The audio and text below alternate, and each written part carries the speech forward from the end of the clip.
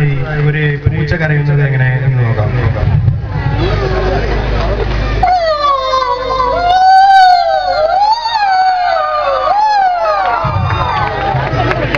അടുത്തതായി ഒരു പട്ടി കുരക്കുന്നത് എങ്ങനെയെന്ന് നമുക്ക് നോക്കാം.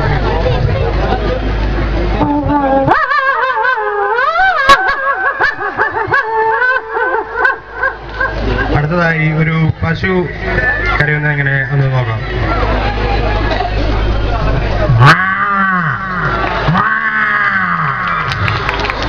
അടുത്തതായി ഒരു എരുമയുടെ ശബ്ദം എങ്ങനെയെന്ന് നമുക്കൊന്ന് ശ്രദ്ധിക്കാം.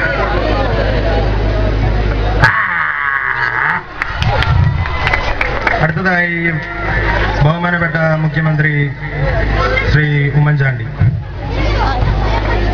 എന്റെ ഗവൺമെന്റ് അതിവേഗം ബഹുദൂരം മുന്നേറുകയാണ്. അതിൽ തടസ്സമിടാൻ ഞാൻ ആരെയും സമ്മതിക്കുന്നതല്ല. അടുത്തതായി ചലച്ചിത്ര താരങ്ങളിലേക്ക് കടക്കാം. ആദ്യമായി കൊച്ചുപ്രാമൻ.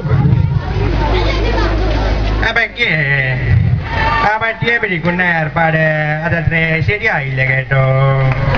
ആ പട്ടിയുണ്ട് സൂക്ഷിക്കാവുന്ന ബോർഡ് വെക്കുന്നത് പോലെ മുണ്ട് പറിക്കുന്ന ഒരു കുട്ടിയുണ്ട് എന്ന ബോർഡ് വെച്ചിരുന്നെങ്കിൽ നന്നായിരിക്കും. അടുത്തതായി ജോസ് പ്രകാശ്. ഹലോ മിസ്റ്റർ ബേബിക്കുട്ടൻ, താങ്കൾ എന്റെ അനുസരിച്ചില്ലെങ്കിൽ താങ്കളെ ഞാൻ എന്റെ മുതല കുഞ്ഞുങ്ങൾക്ക് ഏറ്റുകൊടുക്കും, മനസ്സിലായിരിക്കും.